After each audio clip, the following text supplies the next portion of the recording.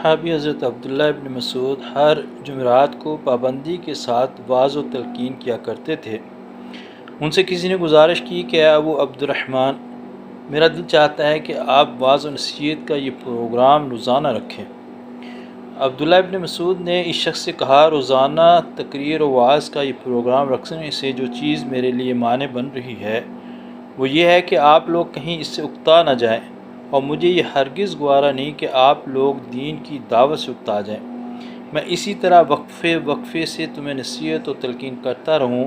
جس طرح رسول اللہ صلی اللہ علیہ وسلم ناغہ دے کر نصیحت فرمایا کرتے تھے کہ ہم لوگ اکتا نہ جائیں۔ دراصل دین ہی انسان کا سب سے بڑا سرمایہ ہے، اور یہ سرمایہ یوں ہی اندھا دھند بکھیرنے اور ہوا کے رخ پر اڑانے کے لیے کافی نہیں ہے۔ داعی کا فرض ہے کہ وہ اپنی دعوت کے تقدس اور عظمت کا پورا احساس رکھے، اس کے لیے مناسب زمین کا انتخاب کرے، موضوع حالات اور اچھے موسم کا لحاظ کرے، اور یوں ہی دانے بکھیر کر غافل نہ ہو جائے، بلکہ ان قیمتی دانوں کی باقاعدہ کاشت کرے،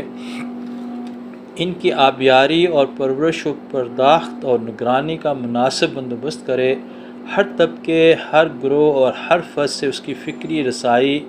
ذہنی کیفیات، استعداد و صلاحیت، سماجی حیثیت اور رجحان و میلان کا لحاظ رکھے، اور اس بات کو بھی نگاہ میں رکھے کہ مخاطب میں جب قبولیت کا رجحان اور جذبات پیدا ہوتے نظر آئیں، اس وقت انتہائی سوز اور اہمیت کے ساتھ اپنی بات اس کے سامنے رکھے اور اپنی دعوت مخاطب کے دل میں اتارنے کی کوشش کرے۔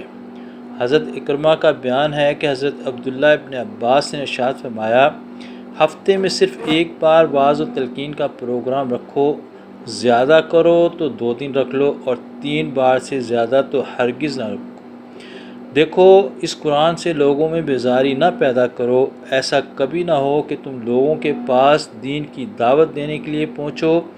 جبکہ وہ اپنے کسی کام میں لگے ہوئے ہوں، اور تم اپنا وعظ شروع کر دو اور ان کی بات کاٹ کر اپنی بات کہنے لگو۔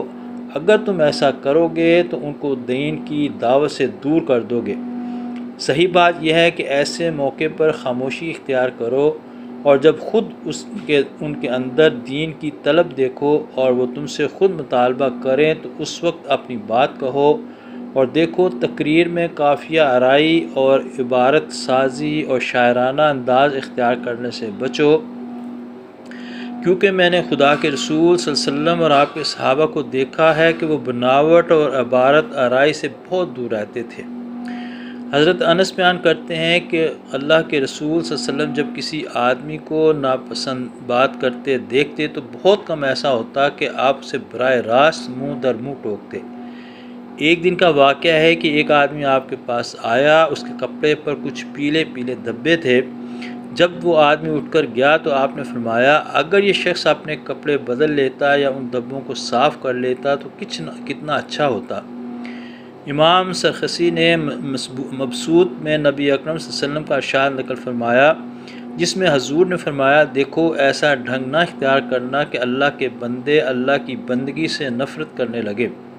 یعنی داعیان حق دعوت و تبلیغ کے سلسلے میں کوئی ایسا غیر حکیمانہ اور بھونڈا انداز ہرگز نہ اختیار کرے کہ لوگوں کو اپنے رب کی راہ پر چلنے اور دین کو اپنانے ہی سے نفرت ہونے لگے۔ ایک موقع پر نبی صلی اللہ علیہ وسلم نے صحابہ کرام کو نگاہ کی حفاظت، راہ خدا میں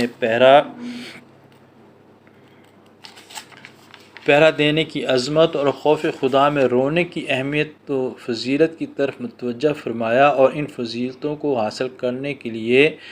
آپ نے ایسا حکیمانہ انداز فرمایا جو داعیانہ حکمت کی اعلیٰ مثال ہے۔ آپ نے فرمایا، قیامت کے روز ہر آنکھ روئے گی سوائے اس آنکھ کے جس نے کسی حرام چیز پر نگاہ نہ ڈالی، اور سوائے اس مجاہد کی آنکھ کے جو پہرا دینے کے لیے جاگتی رہی، اور وہ آنکھ قیامت کے روز نہ روئے گی جس نے دنیا میں خوف خدا کی وجہ سے کسی وقت آنسو نکلا ہو، چاہے وہ مکھی کے سر کے برابر حقیر اور چھوٹا ہو۔ اجتماعی جدوجہد۔ خدا کے رسول صلی اللہ علیہ وسلم نے دین کی اشاعت و اقامت کے لیے محض انفرادی کوشش ہی نہیں کی، بلکہ ایک نہایت مضبوط اور منظم جماعت بنا کر اجتماعی جدوجہد کی، آپ کی بے مثال عظمت و شخصیت سے کون انکار کر سکتا ہے؟ لیکن دین کی اقامت کے لیے آپ نے بھی اجتماعی جد و جہد فرمائی۔ اس کا صاف صاف مطلب یہ ہے کہ اجتماعی جد و جہد کے بغیر دین کی اقامت کا فریضہ انجام دینا ممکن نہیں۔ آپ صلی اللہ علیہ وسلم نے باطل کے مقابلے میں ایک منظم جماعت تشکیل دی اور اس جماعت نے کندھے سے کندھا ملا کر باطل کے خلاف جنگ کی۔ خدا کو اس جماعت کی یہ منظم اور اجتماعی جان نثاری اور سرفروشی اس قدر پسند آئی کہ اس کو اپنا محبوب قرار دیا۔ ان اللہ یحب الذین یقاتلون فی سبیلہ صفا کأنہم بنیان مرصوص۔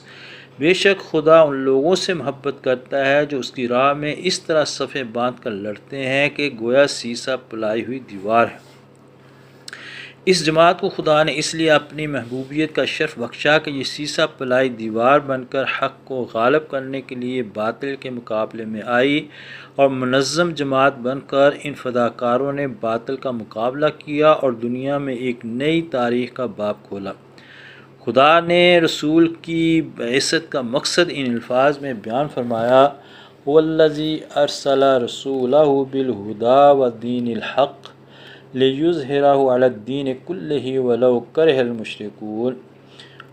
وہ اللہ ہے جس نے اپنے رسول کو ہدایت اور دین حق کے ساتھ بھیجا تاکہ وہ اس دین کو تمام دینوں پر غالب کر دے، چاہے مشرکین کوئی کتنا ہی ناگوار ہو۔ دین حق سے مراد وہ آسمانی نظام زندگی ہے جس کی بنیاد اس حقیقت پر ہے کہ اقتدار کا مالک تنہا وہ خدا ہے جو ساری کائنات کا خالق و پروردگار ہے۔ وہی انسان کا حقیقی مالک، معبود اور حاکم ہے، اور عبادت و اطاعت صرف اسی کا حق ہے۔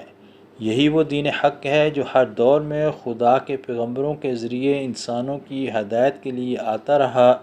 اور اسی دین حق کے ساتھ خدا نے اپنے آخری رسول حضرت محمد صلی اللہ علیہ وسلم کو بھی بھیجا۔ رسول اللہ صلی اللہ علیہ وسلم نے اپنی 23 سالہ حیات نبوت میں اسی دین کو غالب اور نافذ کرنے کی مبارک سعی فرمائی۔ اس دور سعادت میں دین کو ہمہ گیر غلبہ حاصل ہوا۔ اس دور میں دین حق کو فکری اور ذہنی غلبہ بھی حاصل تھا۔ اس سے انفرادی زندگیاں بھی آراستہ تھیں، اور اس دین کو سیاسی اور مادی غلبہ بھی حاصل تھا۔ اور دین کو غالب کرنے کے لیے ہی نبی صلی اللہ علیہ وسلم اور آپ کے سچے جان نثاروں نے خدا کی اس ہدایت پر عمل کا حق ادا کیا جو سورہ توبہ میں بعثت رسول کی مقصد بتانے والی آیت کے 2 ہی آیتوں کے بعد دی گئی: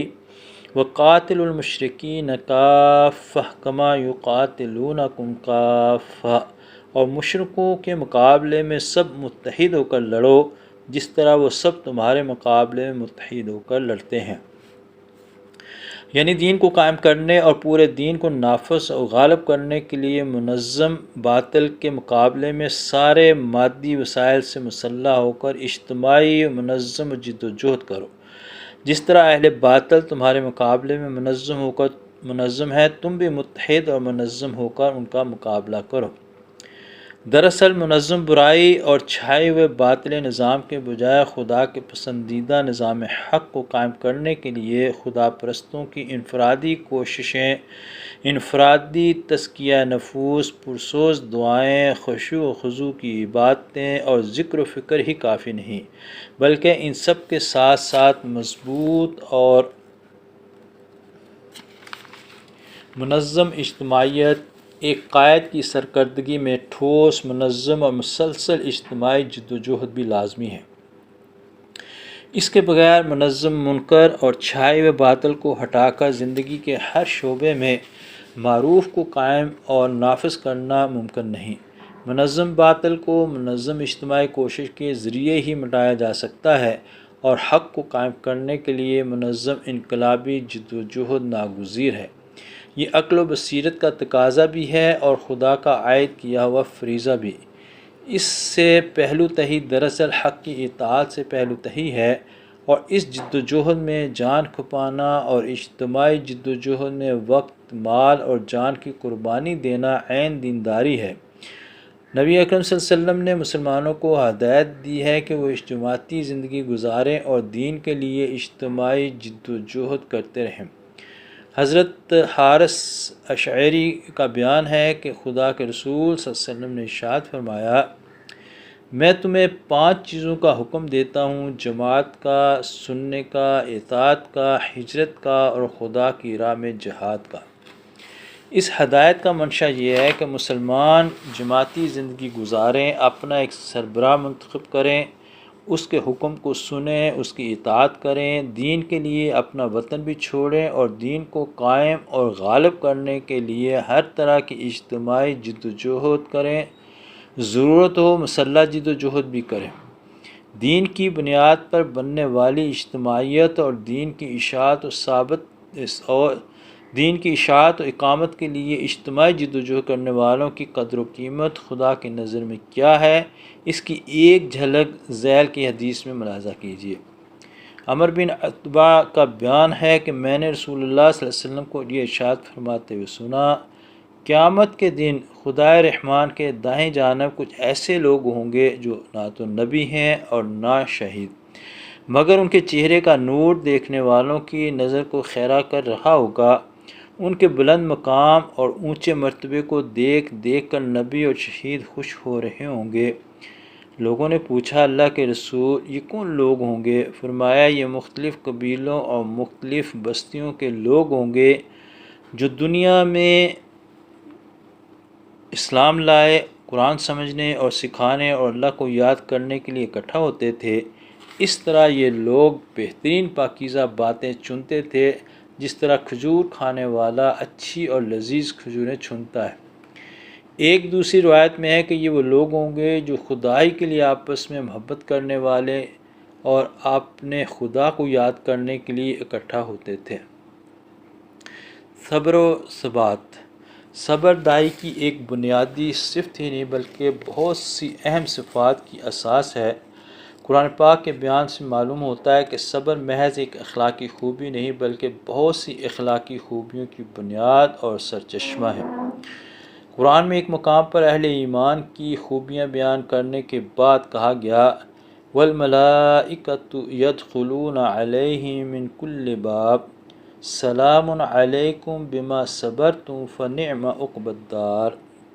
اور فرشتے ہر طرف سے ان کے استقبال کے لیے آئیں گے یہ کہتے ہوئے کہ تم پر سلام و رحمت ہو، یہ صلہ ہے تمہارے صبر کا، پس کیا ہی خوب ہے یہ آخرت کا گھر۔ یہ نہیں کہا گیا کہ اوپر کی آیات میں مومنوں کی جو خوبیاں بیان کی گئی ہیں یہ جنت میں ان کا صلہ ہے، بلکہ کہا گیا کہ یہ صلہ ہے صبر کا۔ گویا صبر ان تمام خوبیوں کا قائم مقام ہے، اس لیے کہ صبر ہی دراصل سرچشمہ و بنیاد ہے دوسری تمام خوبیوں کا۔ صبر کے بغیر ممکن ہی نہیں کہ آدمی دنیا کے مقابلے میں آخرت کے اجر و ثواب کے لیے زندگی لگا سکے اور دعوت دین کی راہ میں مردانہ وار قدم جما سکے۔ نبی اکرم صلی اللہ علیہ وسلم کو ہدایت دی گئی کہ فَاصْبِرْ كَمَا صَبَرَ أُولُو الْعَزْمِ مِنَ الرُّسُلِ، یعنی صبر و ثبات اختیار کیجئے جس طرح اور اعلی ہمت رسول صبر و ثبات سے کام لیتے رہے ہیں۔ قرآن پاک میں ہے کہ حضرت نوح 950 سال تک خدا کے دین کی دعوت استقلال کے ساتھ دیتے رہے، اور اس پوری مدت میں آپ کی شب و روز کی جد و جہد سے صرف چند نفوس ہی ایمان کی سعادت حاصل کر سکے، باقی سارے کے سارے طوفان نوح میں غرق کر دیے گئے۔ واقعہ یہ ہے کہ اس صبر کی عظیم مثال ہے، کون نہیں جانتا کہ اس کی کوششوں کا نتیجہ جلد از جلد سامنے آئے اور وہ جلد از جلد اپنی سرگرمیوں کا ثمر دیکھ پائے۔ داعی کی فطری خواہش بھی یہ ہوتی ہے کہ اس کی مبارک کوششوں کا نتیجہ بھی جلد برآمد ہو اور وہ اپنی آنکھوں سے اپنی جد و جہد کا ثمر دیکھے، لیکن اسے ہدایت کی گئی ہے کہ اپنی کوششوں کے نتائج دیکھنے کے لیے بے تابی کا مظاہرہ نہ کرے اور یہ دیکھ کر جی نہ چھوڑ بیٹھے کہ کوشش کے نتائج سامنے نہیں آ رہے۔ صبر کے کئی پہلو ہیں، مگر